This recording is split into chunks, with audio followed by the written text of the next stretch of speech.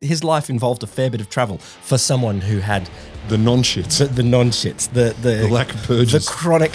This is before he shat himself. Yeah, this is before he shat himself healthy. That magic day for him in 1822, when he got the stuff from his garden, he got the stuff from the catalogue or from his merchant friends, and rolled it together into these magic pills. Did he have a science, or did he just kind of go, pinch of this, a loaf of that? I smell bad news. Yeah, there were some deaths. Oh, Thing is, there's nothing wrong with a laxative, but there is something wrong with saying that the only path to medicine is shitting more. Yeah. And once you're shitting, shit harder. shit harder. Just shit harder. There's one takeaway, people. You can never poo too much. Holy God. Yes, you bloody can.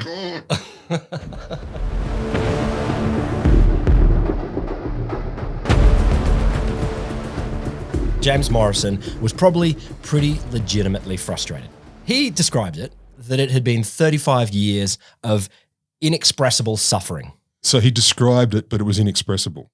Yeah. I think he had a fair bit of pain, a fair bit of the agonies. And it'd be like from the age of 16 to the age of 51, like just the whole time he'd had this sort of agony, suffering. I like where this is going. Well more than 10,000 days in the fire. Now, we don't quite know what his condition was. I think it hurt all over, but specifically in the tummy area. Oh, in the digesticular region. In the digesticular region, yeah, in there. I really like where this is going. And you know, the frustration was compounded, of course, because he'd tried every course of medical treatment. He'd tried everything that the medical establishment had offered. Leeches, some kind of herb. Yep. Gravel up the bum. But he thought, fuck them. They're all scamsmen. They're mercury pushers. Nothing has worked for me. But one day, in 1822, after years of misery, years with no solution, he took matters into his own hands. Mm-hmm. Is this the invention of the first fire hose? A little bit. A little bit. I don't know quite how he came up with the recipe. I don't know why he chose those plants or what. Oh, the word recipe doesn't bode well in maybe any episode we've ever done. He took a pot and he mixed up a bunch of garden and exotic plants and rolled them into little pills. Pills? And then he downed a few with a glass of lemonade. And then he shat himself. Cool. Was this a goal? Yes. The thing is, though, not just shat himself. He shat himself to what he thought, he says, was good health, but also into the largest quack medical empire that we might have ever seen.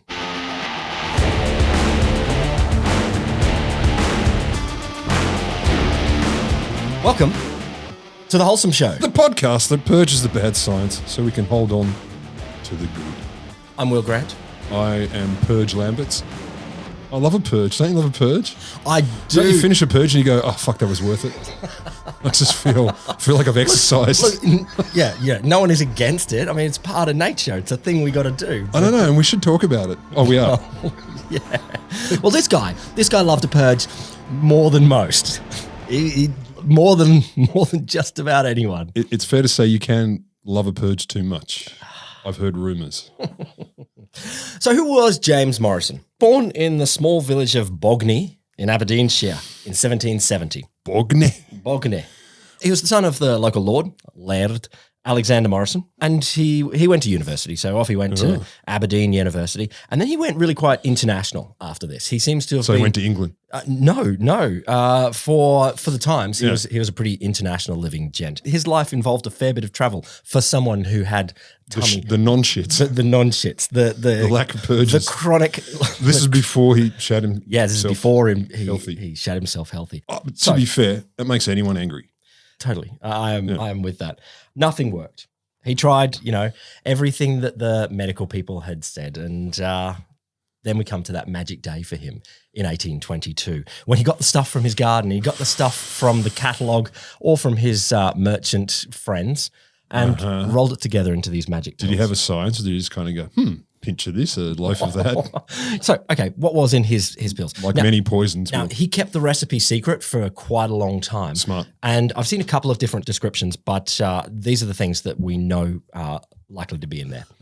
So there's aloes, like aloe vera, stuff like that. So that's good kind of it's like a mucus. Look, these are all vegetable. You need mucus? I think so. It's a mucusy thing. Jalap from the Mexican climbing plant, which is known as a purgative. Sure it's not jalap? Oh, it could be, yeah. Gamboj, which is... Gamboj? Yeah, no, Gamboj is a yellow pigment that comes from Cambodia. It's like shares the same name, like Cambodia. It's the yellow pigment that they use over there to dye the Buddhist robes. So it's holy.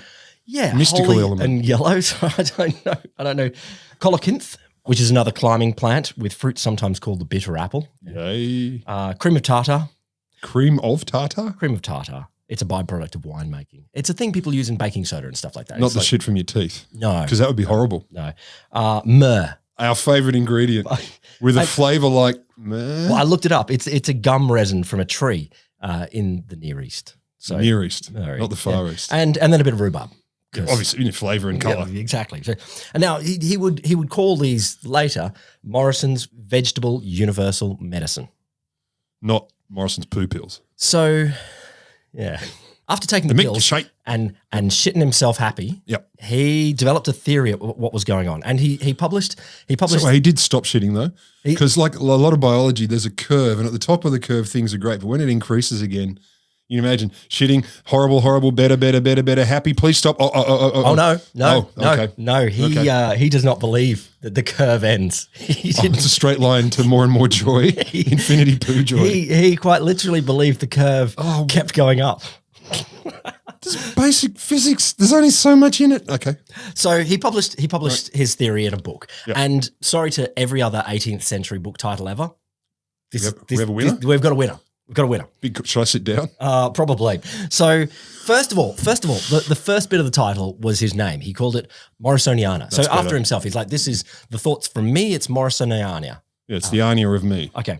And then he went, Morrisoniana, or Family Advisor of the British College of Health, being a collection of the works of Mr. Morrison, the hygienist, comprising Origins of Life and True Causes of Diseases Explained, Important Advice to the World, Letter on Cholera Morbus of India, Anti-Lancet, I'll come to that in a bit, in 6 numbers, I don't know what that meant, and More New Truths, forming a complete manual for individuals and families for everything that regards them preserving their health and curing diseases, at the whole tried and proved by the members of the British College of Health as the only true theory and practice of medicine, and thus furnishing ample testimony that the old medical science is completely wrong. With an appendix. Printed and sold at the College of Health, which is what he calls his house. Shed. In London. And he sold it for 10 cents a pop, but I think he might have given it away for free as well. But it wasn't short. It wasn't like a pamphlet. Okay. Like this is. I actually looked through this book quite a lot because it was fascinating. Like it was. You look healthy. I do. I feel. You look better. I think it was like 700 pages long. Oh, of course it was, because the cover took up 9 pages, so you wouldn't be surprised. So firstly, let's grab his theory. What is he thinking that's going on? And I'm going to turn, like any good science communicator, to his metaphor. He's gone straight to a nice metaphor for what he thinks is going on in the body and why you can poo yourself healthy. I'm very excited. The present theory and practice of medicine may be compared to that of a watchmaker who would be entrusted to put to rights a watch of excellent workmanship, but dirty and clogged up. If this watchmaker, mistaking his business, and instead of cleaning the works, says, I'll soon make this watch go, it only requires a stronger spring, and that will force everything into motion and make it go. Silly watchmaker. Well, that's why I don't go to watchmakers when I feel sick. It's silly. Just a stronger spring. We know what the watchmaker needs to do. I believe it need not inform my readers that it would not go long, some parts soon breaking, there would be an end of the watch. Even so with the human body. By the system of our practitioners of bracing and giving tone, some part breaks or gets clogged up. With this difference, the watchmaker can give his watch a new wheel, which the doctors cannot do. Long story? You want to clean the watch? Clean the watch. You want to clean the body? Purge. You could have said that. Yeah, that was shorter. But anyway, he likes thinking about the body as a watch. Junk in your body. Yeah. Get it out. Yeah.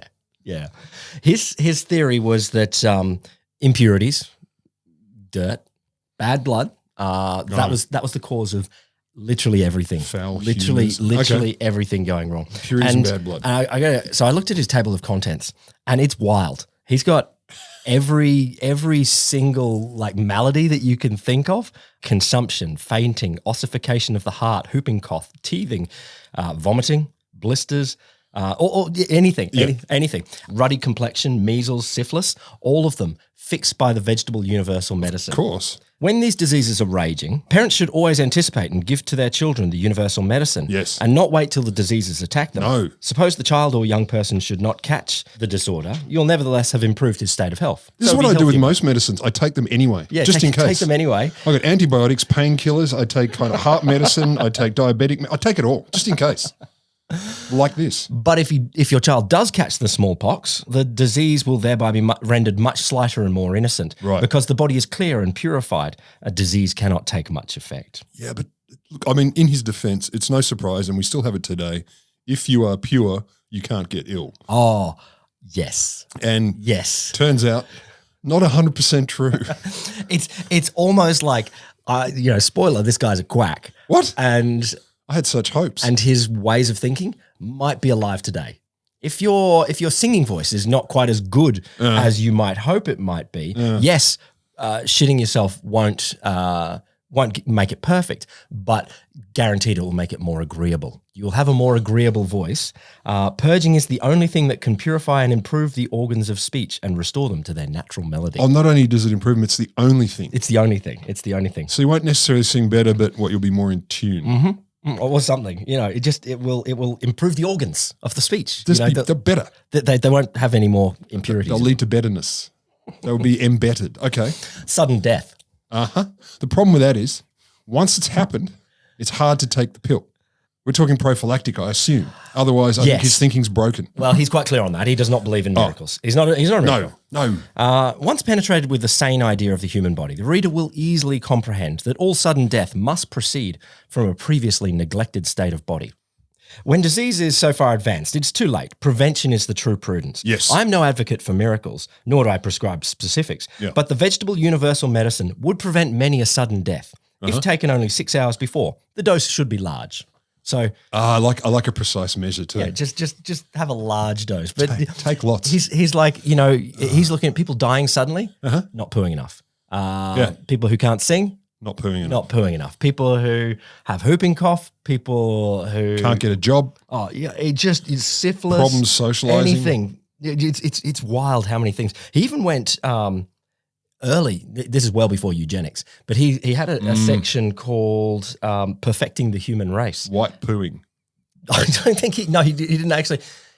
There was a bit of racism somewhere, but not a lot of racism. Thank God. He didn't. No, but he was like, he needed to fit in. If we want to perfect the human race, you need to give your kids the universal medicine from birth, so that they poo nice and regular, and that will make us all better. Look, I haven't had the babies, but my impression is strong that they got pooing. They got that. There's one thing they're born with the knowledge of. Well, it varies. Let's just say it varies. I appreciate that. They're But you shouldn't feed them McDonald's in the early months. He did stress there's no danger in his vegetable universal medicine. To convince the world I'm ready to take them in any doses for any length of time. And numbers of other persons have done the same thing, and always to great benefit. The more that are taken, the greater the good. Are the bloodletters, and here he means like the leech people, ready to do the same thing, having their blood drawn off? And fucking crap. I'm calling you. I love the idea. Calling you. You fuckers won't take 10 kilos of your medicine. I would take it like... Yeah. Why won't you? Why won't you drain all your blood out if it's so good for you? Just the idea that impeccable. More medicine, just more would be better. Look, it's true, and we're finding that out today. So he's saying, I'll take 30, 40, 50 of these pills. Now, I don't know how strong they were. Well, and how do you measure strength? I mean, how much myrrh is too much? I have no idea. I'm thinking a lot of aloe, because it already seems it's so mucosal. And when you're putting it through a system that is also a bit gooey. I mean, it's really like, why don't you drink a vat of, automotive lube? I bet you'll poo. You're like, I bet I will too.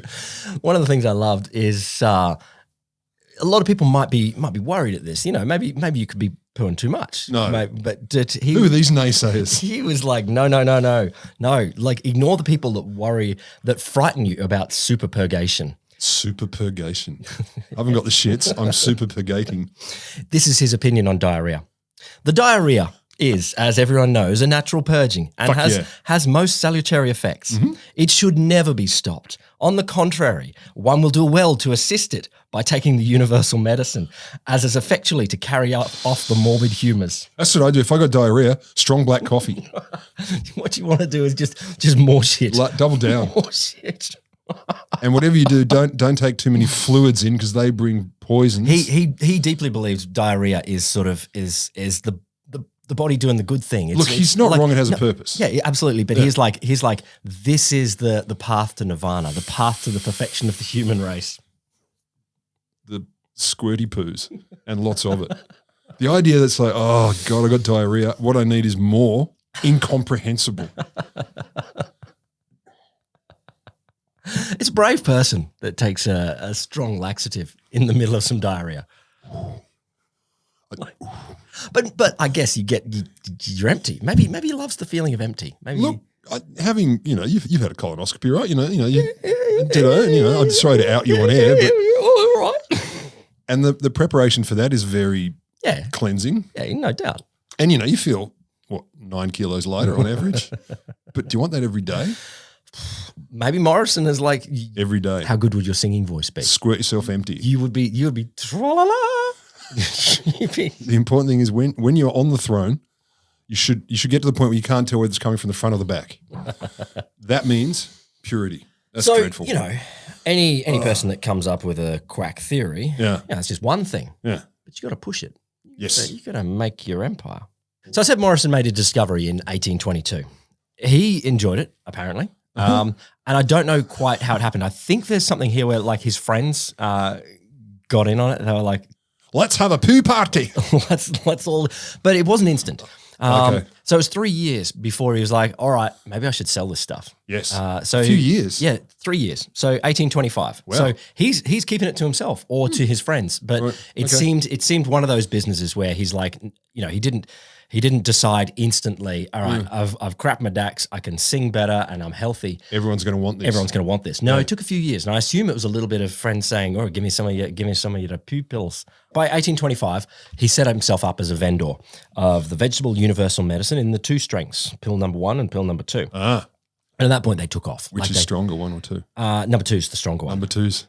For more number 2. Over the next few years, 1825, 26, 27, 28, 29, you couldn't go into any apothecary, pharmacy, library in England and not see Morrison's number 1 or number 2 poo pills.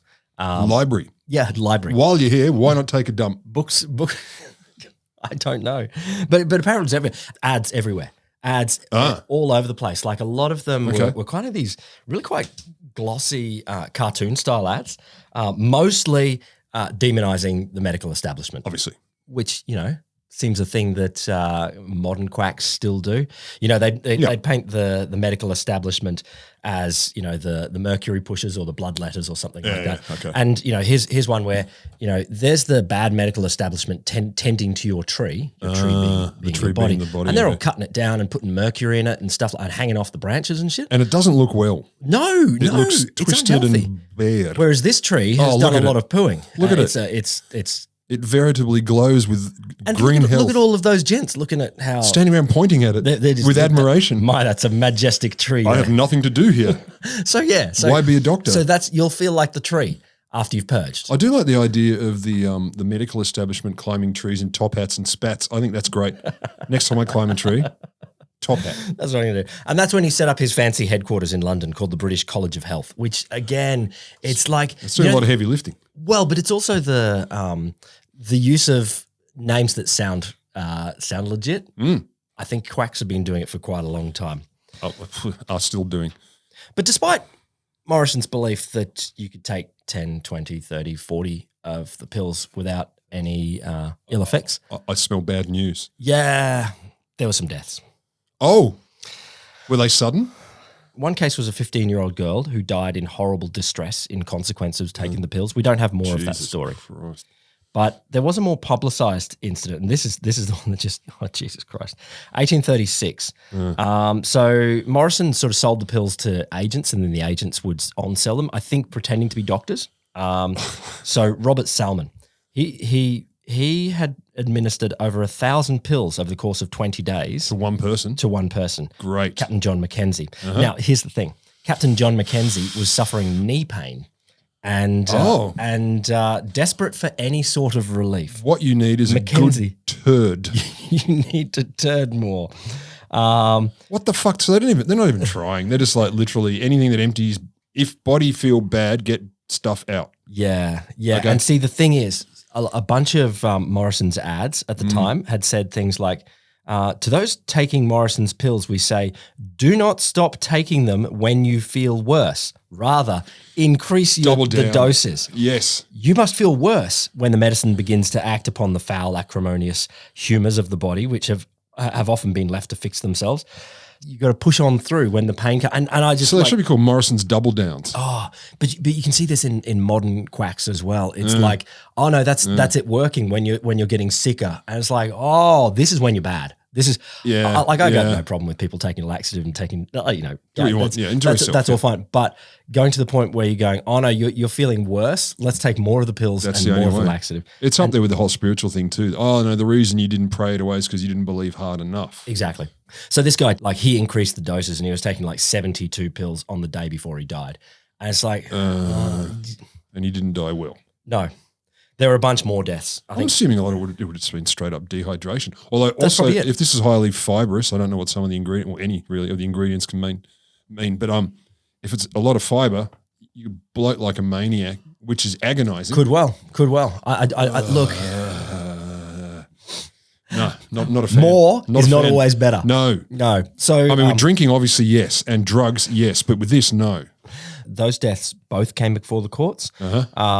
And there were another 12 more deaths investigated in York a year later. Yeah, like there was. They're going for it. But I think one thing we've got to recognise: a lot of people were doing this. So there's only like 0.1% of the consumers. So it's fine. I don't know. Okay. Yeah, well, but there were a lot of people that were investigated. Yeah. Definitely, there were some people that were convicted Of dying? No, of the manslaughter. I find you guilty. You didn't take enough pills. Yeah. Morrison himself, he evaded punishment. Of course he did. He moved to Paris and kept selling the pills from there over to England and didn't get it. The medical establishment, as you can imagine, fought back. You know, the founding editor of the Lancet, Thomas Wakely, he had a fight with not a fight.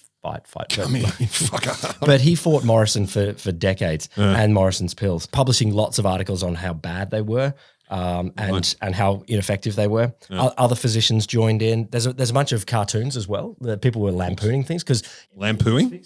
I heard what you did there. I like this one. It's this guy saying I grew my legs back. Because I took the poo pills. It's just like, what did it do for you? Grew my legs back. But it's a little bit. Look, there's two. But when you read his book, he's claiming a lot of things get fixed. I don't think he claimed you grow your legs back. Of all the things I did not expect, that might have been in the top 3. Grew my legs back. I shat my legs back. Any shitting was okay, or it had to be Morrison's number 2s that. Oh, I think he liked shitting. Shitting is good. This is just a good shit. This is a my shit system stirrer. is great. Yeah, no, shit stirrer. This is the path to getting the shit out. I'm agnostic about how, just as long as you do. But I got a good path, and in fact, I did see there was a couple of other people that were selling like knockoff. Those shysters. Knockoff universal medicines. Like there people just went super keen for laxatives.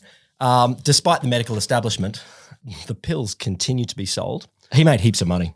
Yeah, I bet. He was making like £100,000 a year in old time money. 1850s sort of thing. 1830s. So this is like Jane Austen, you know, when she's like, he has £22.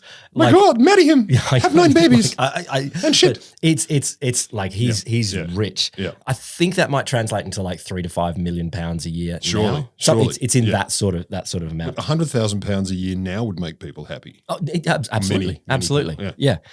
He died in 1840 at the age of 70, living in a fancy house in Paris. His sons took over the business. And the pills continued to sell strongly.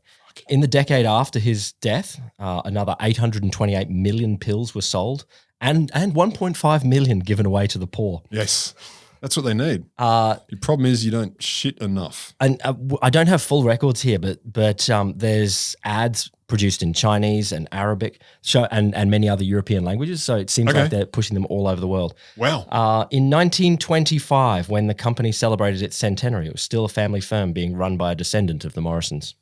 Oh. And I think the pills remained on sale at least until then. Fuck me. Thing is, there's nothing wrong with a laxative. But there is something wrong with saying that the only path to medicine is shitting more. Yeah. And once you're shitting, you shit harder. Shit harder. Just shit harder. There's one takeaway, people. You can never poo too much. Holy God. Yes, you bloody can. God.